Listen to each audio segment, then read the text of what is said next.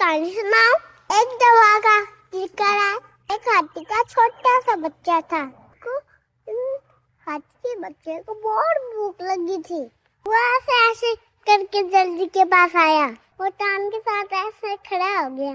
कहा, जल्दी से रोटी दे दो, बहुत भूख लग रही है। जल्दी कपड़े सीख रहा था। ठीक है, ले लो।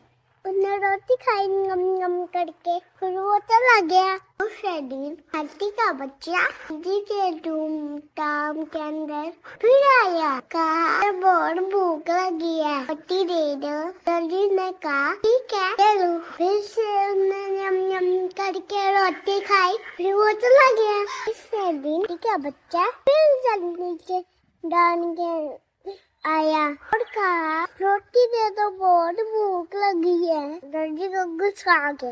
उसने कहा, उसका लम्मा बड़ा है। उसने चुई चुबा दी। के बच्चे को दर्द हुआ। वो रोने लगा। मैं क्या करूं? फिर वो चला गया रोता रोता। चौथे दिन हाथी के बच्चे ने सोचा, इसका कुछ करना पड़ेगा।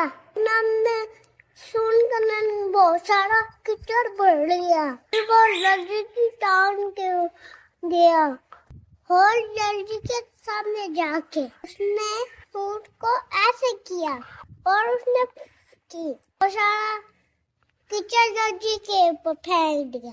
जल्दी शाम हो गया। जल्दी ने कहा, काश मैं ऐसा ना करता। बच्चों, इस कहानी से हमने क्या सीखा?